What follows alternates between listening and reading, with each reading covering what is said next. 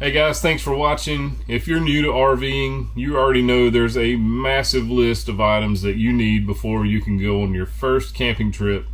Hopefully you have a good idea of what they are, but today we're going to show you 7 items that we purchased for our Grand Design Imagine, and we felt like they were absolutely needed. We just went on a 5,100 mile trip around the United States, and these items were essential for us to make that trip. So stay tuned. I'm going to tell you about each one of those and how they help us camp and how they will benefit you.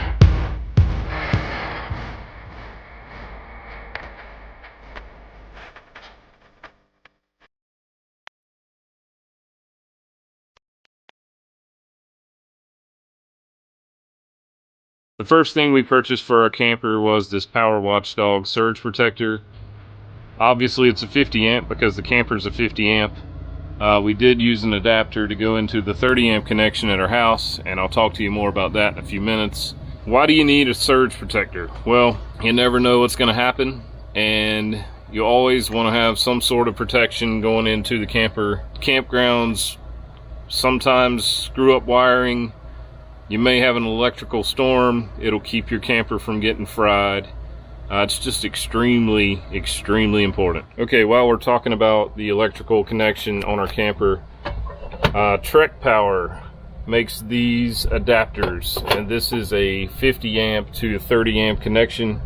They make 30 amp to 50 amp, they make 30 to 15, 50 to 15, and tons of other options. These are ETL and UL rated. They use 100% copper wiring. Be sure to visit trekpower.com and use the code BYOA10 and get 10% off your next order.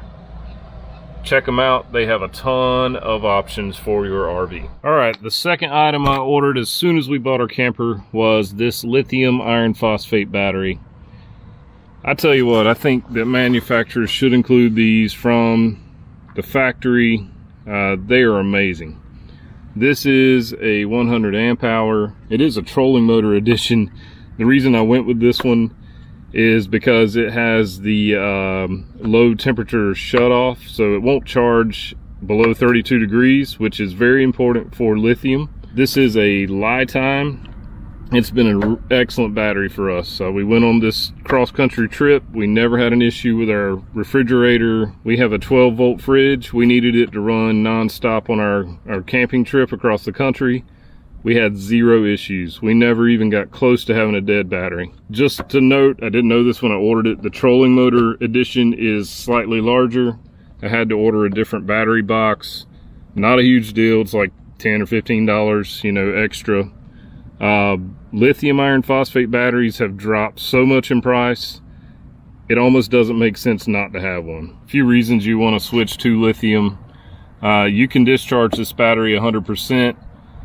You always try not to, but in some cases it happens. If you do that with a lead acid, if you go below 50% discharge, it will kill your battery eventually. With the lithium, you can discharge it all the way to 0.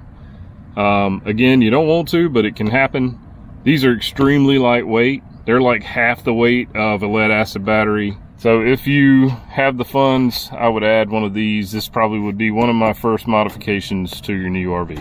The third item that I absolutely had to have on our new RV was a Micro Air Easy Start. I had a few issues mounting mine. Gets a little confusing. There are some wires that are the same colors.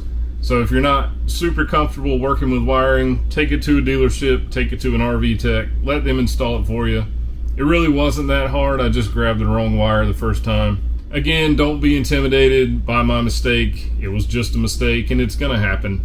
Didn't mess anything up, and it works great. So what does an Easy Start do? Well, it basically is self-explanatory. It starts the air condition easier than it normally would. Normally there's a huge surge of energy coming from your power box into the AC to get that compressor going. It allows us to connect to a 30 amp connection.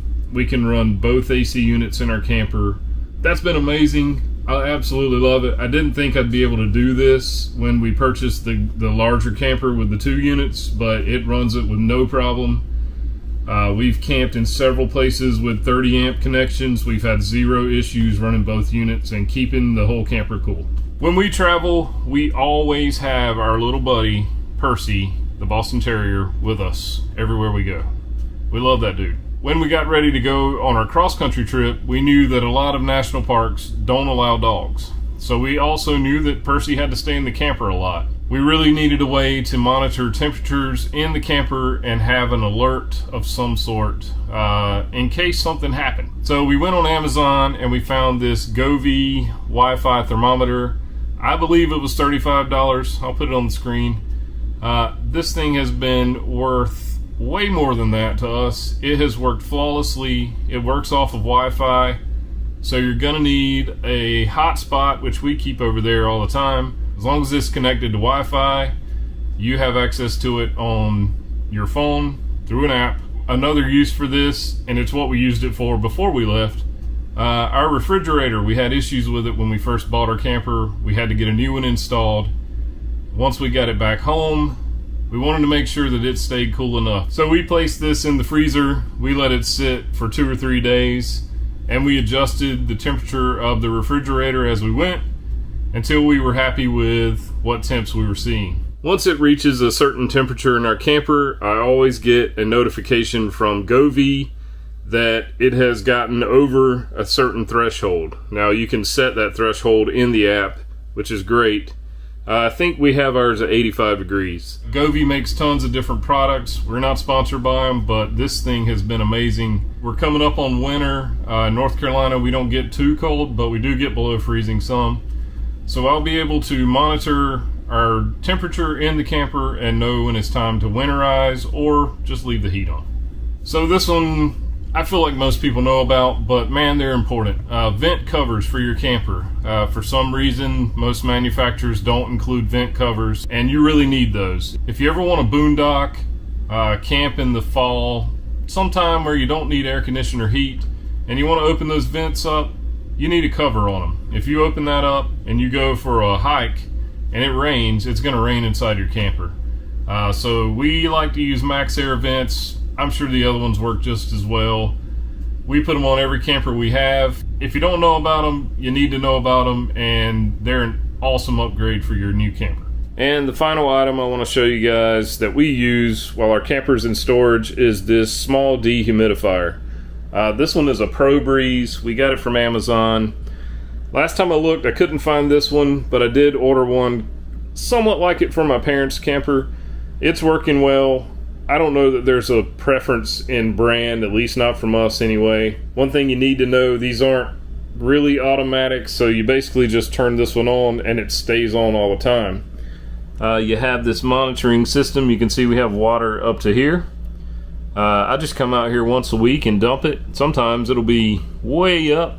If you have power in your camper and you're able to monitor one of these, I highly recommend it.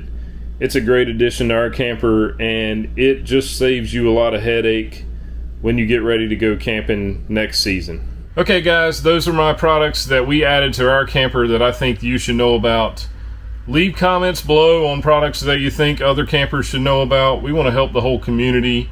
You know, you're always going to need sewer lines and stuff like that, but there are other options that people don't even know about, and they're going to find out about later, and it's going to be so helpful. I want to thank Trek Power for providing the RV adapters for us today.